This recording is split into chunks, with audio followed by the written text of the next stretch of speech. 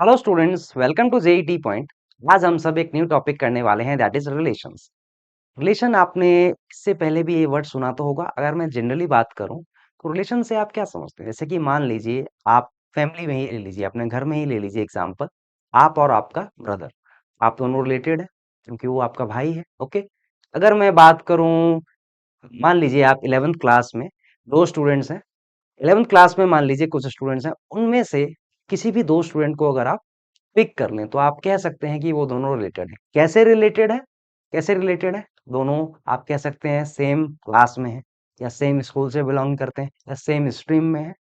तो किसी भी, अब आप देखिए, जब मैंने आपसे एग्जांपल डिस्कस करे फैमिली में आप और आपके भाई का, दो स्टूडेंट्स किसका, 11th क्लास के दो स्टूडेंट्स का, तो रिलेट करने के लिए एक सिर्फ अगर आपके पास एक ही स्टूडेंट होता या एक ही चीज होती, एक ही एलिमेंट होता, तो मैं उसको रिलेट कर पाता किसी से नहीं। तो कम से कम दो की तो रिक्वायरमेंट है ना।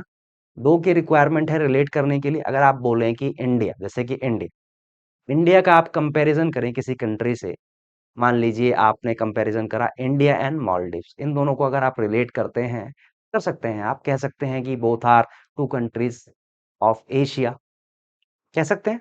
तो रिलेट करने के लिए कुछ और भी तो चाहिए, सिर्फ एक से काम नहीं चलेगा, कम से कम दो होने चाहिए रिलेट करने के लिए। ऐसे ही अगर आपको किसी ने पूछा, मान लीजिए कि, तो लेकिन ये जो चीज है, ये अंडरस्टैंडिंग तक ठीक था। मान लीजिए आपसे कोई पूछ रहा है what is a relation, how you define a relation in maths. आप उस टाइम पे ये नहीं बोलेंगे कि, सपोज ये एग्जांपल नहीं देंगे कि टू थिंग्स इन विथ, दो चीजें हैं, अगर मैं मान लीजिए उसको एक को दूसरे से कंपेयर करता हूं तो मैं कह सकता हूं कि ये दोनों एक दूसरे से रिलेटेड हैं, या एक रिलेशन, इन दोनों के बीच में एक रिलेशन है। मैथमेटिकली रिलेशन क्या होता है, देखिए, अब जैसे कि मैंने आपको बताया, कम से कम दो चीजें होनी चाहिए जिनको आप रिलेट कर पाओ। ठीक है, पहला, जैसा कि हमने कार्टेशियन प्रोडक्ट ऑफ सेट्स करा था, कार्टेशियन प्रोडक्ट ऑफ सेट्स हमने कर लिया था। कार्टेशियन प्रोडक्ट का कोई भी सबसेट आप ले लीजिए, वो एक रिलेशन कहलाएगा। जैसे कि मान लीजिए सेट ए और set B, A cross B, A cross B आपको दे रखा है, उसका कोई भी आप एक सबसेट ले लें, वही एक रिलेशन हो जाएगा from set A to set B, कोई भी एक सबसेट। ओके, यही डेफिनेशन है मैथमेटिकली। रिलेशन को हम ऐसे ही डिफाइन करते हैं, any subset of A cross B will be called as a relation from set A to set B। देखिए, let A and B be two non-empty finite sets. Any subset of A cross B is called a relation from A to B। मान लीजिए set ए में दो element है। Okay, set B में दो element ले लीजिए, इसमें भी 3 और 4। ओके, अगर आप A क्रॉस बी निकालते हैं, क्या आएगा? 1,3 एंड 1,4, और 2,3 एंड 2,4। ओके, इसका मैं कोई भी सबसेट ले लूं, मान लीजिए मैंने लिखा आपको R इक्वल टू, इसमें 1 और 3 है। ओके, R1 ले लीजिए इसको, यहाँ पे ले लेता हूं मैं R2, R2 में 2 और 4। ओके, मैं क्या बोलूंगा, बोथ R1 एंड R2 आपको दिख रहा होगा, दोनों के दोनों ये A क्रॉस B का सबसेट है। तो मैं बोलूंगा कि both R1 and R2 are relations from set A to set B।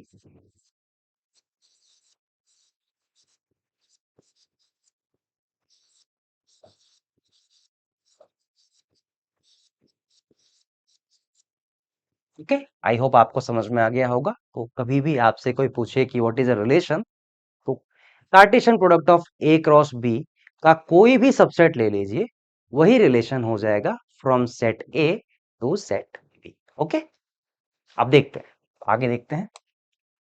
जैसा कि आप देख सकते हैं, इसमें सेट ए ये है, सेट बी है आपका 6 7, देन ए क्रॉस बी ये हो जाएगा। अब इसमें R1 इन्होंने ले लिया 1 6 3 6 5 7, R2 ले लिया 3 7।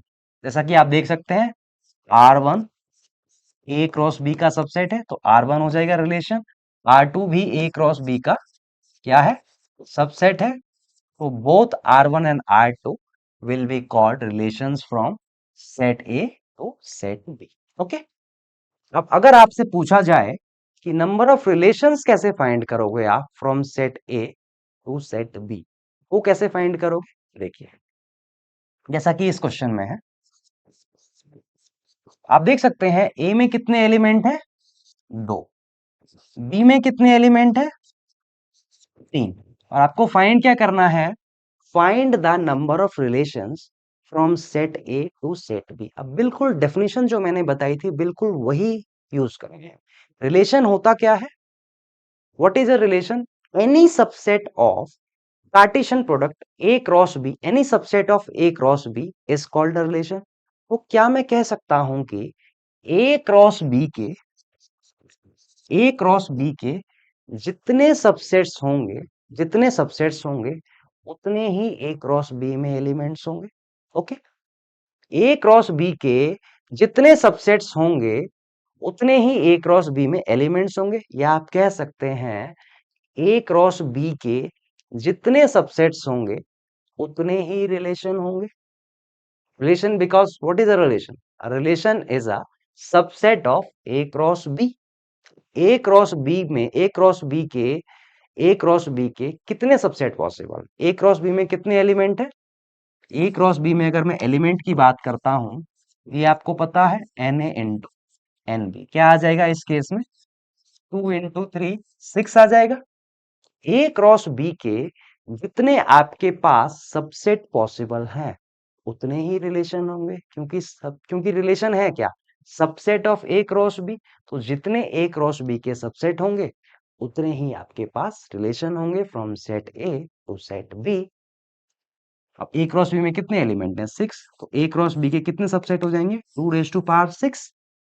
इतने ही आपके पास टोटल नंबर ऑफ रिलेशंस हो जाएंगे from set A to set B. Okay, I hope आपको समझ में आया होगा। देखिए, n of A two n of B 3, number of relations क्या आ जाएगा? 2 raise to power n A into n B, that is 2 raise to power 6। अगर आपसे पूछा जाए कि what is the number of subsets of A cross B, ये और number of relations from set A to set B both are same, आप लोग कह सकते हैं number of relations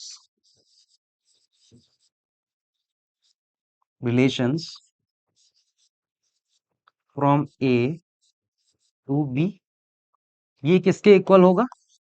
ये इक्वल होगा किसके? Number of subsets of A cross B.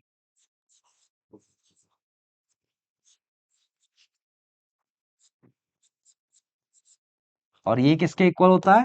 2 raise to power number of elements in A into number of elements in B. ये आप नोट कर सकते हैं, डायरेक्टली आप फाइंड कर सकते हैं। ओके, अच्छा, ये तो हमने बात कर ली कि नंबर ऑफ रिलेशंस कितने होंगे ए से बी के बीच में। अब जैसा हमने सेट में करा था, सेट की पहले हमने डेफिनेशन देखी, फिर कैसे सेट को डिनोट करते हैं, उसके बाद हमने सेट को किस फॉर्म में हम लिख सकते हैं या रिप्रेजेंट कैसे कर सकते हैं वो देखा था। सिमिलरली हम रिलेशन में भी वो सब करने वाले हैं। एक रिलेशन को हम कैसे डिस्क्राइब कर सकते हैं? In how many ways we can describe R relation. जैसा कि आपने सेट में पढ़ा था, सेट को हम कितने वेज में डिस्क्राइब कर सकते थे? रोस्टर फॉर्म में आप लिख दीजिए सेट के एलिमेंट्स, या आप सेट बिल्डर फॉर्म में लिख दीजिए। इन दोनों वेज में देखे थे हमने। सिमिलरली रिलेशन में भी हम ऐसा कर सकते हैं। देखिए, description of a relation, we can describe a relation in 3 ways. पहला कौन सा? मान लीजिए सेट ए है, ये सेट बी है, यहाँ पे रिलेशन ले लिया मैंने 1 1,1 2,3 3 एंड 5। सबसे पहला कौन सा? जैसा कि हमने सेट में करा था, रोस्टर फॉर्म में सेट में क्या करते हैं आप? उस सेट में जितने भी एलिमेंट्स होते हैं उनको लिस्ट कर देते हैं। वैसे ही सिमिलरली रिलेशन को हम रोस्टर फॉर्म में लिख सकते हैं। उस रिलेशन में जितने भी ऑर्डर्ड पेयर्स होंगे उनको सिंपली लिस्ट कर दीजिए। इस वे में भी आप एक रिलेशन को डिस्क्राइब कर सकते हैं। सेकेंडली क्या करा हमने? देखिए यहाँ पे ये जो रोस्टर फॉर्म में आपने लिखा एलिमेंट्स को, ऑर्डर्ड पेयर्स को, इसमें जितने भी एलिमेंट्स होंगे सारे एक दूसरे से रिलेटेड होंगे और इन इनऑर्डर्ड पेयर्स में से ये जो एलिमेंट्स हैं जो प्रॉपर्टी सेटिस्फाई कर रहे हैं, अगर आप वो प्रॉपर्टी लिख दें rather than listing the elements separately, तो इसी को हम कहेंगे we have listed the relation in set builder form. जैसे कि सेट में करते थे, सेट बिल्डर फॉर्म में हम लिखते थे सेट को, वैसे ही रिलेशन को भी हम ऐसे डिस्क्राइब कर सकते हैं। देखिए इस केस में अगर आप देखें तो सेकेंड जो एलिमेंट है आपका y, इन सब में सेकेंड जो एलिमेंट है y, वो 2 टाइम्स ऑफ x माइनस 1 के इक्वल है। तो इस रिलेशन को मैं लिख सकता हूं x comma y such that y equal to 2x minus 1, और जहां पे x आपका सेट A से बिलोंग कर रहा है, y आपका सेट B से बिलोंग कर रहा है। ओके, r को मैं ऐसे भी लिख सकता हूं। ओके, थर्ड वे देखिए किसमें, थर्ड वे देखिए, जैसे कि मान लीजिए ये रिलेशन है आपका, इसी को मैं पिक करता हूं। अगर आपको ऐसा दिख जाए, मान लीजिए वन रिलेटेड विथ वन, इसका क्या मतलब है, इसका क्या मतलब है, one is related with one, इसका मतलब है कि ये जो है 1,1 इस रिलेशन से बिलोंग कर रहा है, या आप कह सकते हैं 1,1 एक ऑर्डर्ड पेयर है, या 1,1 एक एलिमेंट है इस रिलेशन का। ओके, और इसको हम कैसे लिखते हैं, देखिए जैसे कि आपको, ये तो मैंने एलिमेंट ले लिया, अगर अगर सेट बिल्डर फॉर्म में लिखा होता, मान लीजिए x कॉमा वाई इस रिलेशन से बिलोंग कर रहा है, तो मैं इसको ऐसे भी लिख सकता हूं x is related to y, लिख दिया। इसके बाद इफ, ये सिंबल होता है इफ एंड ओनली इफ का, इसके बाद जो रिलेशन है इन दोनों में वो लिखते हैं हम, जैसा कि इसमें था y equal to 2x minus 1 हमने लिख दिया, और उसके बाद x कहां से बिलोंग कर रहा था, a, and y was belonging from set b। Okay, ये चीज हम करते हैं। देखिए x related to y if and only if y equal to 2x minus 1, x belongs to a and y belongs to b। Okay, देखिए, और यहाँ पे नोट देखिए कुछ लिखा है, if x y belongs to R, तो हम y को कहते हैं, मैं सेपरेटली बताता हूं। देखिए if x y belongs to R, तो मैं बोलूंगा कि y is the image of x, image of x under the relation r। ठीक है, अगर y इमेज है तो x को मैं क्या बोलूंगा, x is the pre image of y।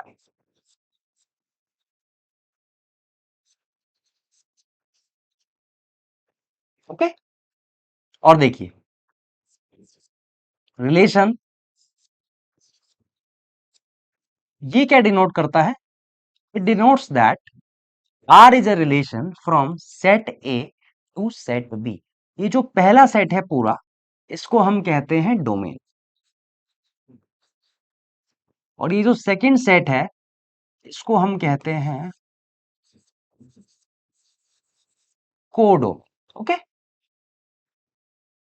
अगर r a से b के बीच में एक रिलेशन है, तो इसको हम ऐसे रिप्रेजेंट करते हैं, ऐसे लिखते हैं, ऐसे डिनोट करते हैं। इसमें जो पहला सेट है इसको हम कहते हैं डोमेन, और जो दूसरा सेट है उसको हम कहते हैं कोडोमेन। ओके, आइए देखते हैं। देखिए domain and range of a relation, domain होता क्या है, domain of a relation,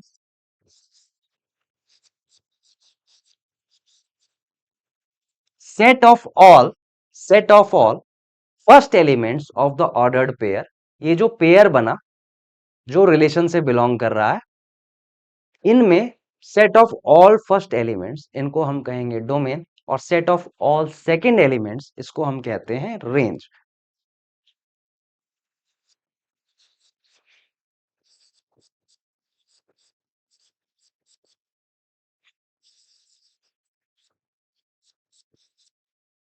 first elements, और रेंज किसको कहते हैं, set of all second elements, या आप कह सकते हैं रेंज को set of all images.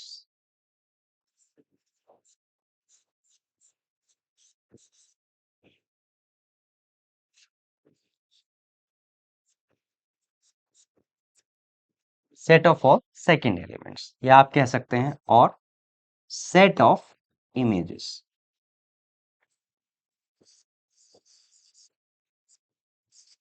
Okay, और ये जो पूरा सेट बी है, if R is a relation from set A to set B, B को कहते हैं हम कोडोमेन। Codomain, okay. अच्छा, इसको एक एग्जांपल के थ्रू समझते हैं। देखिए, domain of R equal to all those x such that ये ऑर्डर्ड पेयर रिलेशन से बिलोंग करे। Range of R all those y such that x comma y is an element of R. एक example के through इसे देखते हैं। देखिए, मान लीजिए ये रिलेशन है, ये वाला सेट ए है आपका, और ये जो सेट है ये भी ए है। Okay, R is a relation from set A to the same set. ठीक है, इसमें देखिए ए में कितने एलिमेंट है, -1 1 2 3 एंड 4। और रिलेशन कैसे डिफाइंड है, y equal to such that y equal to x plus 1। इसमें आप देख सकते हैं ये जो एलिमेंट्स हैं 1 2 3, ये क्या हो जाएंगे आपके domain. Set of all first element, इसको डोमेन कहा मैंने।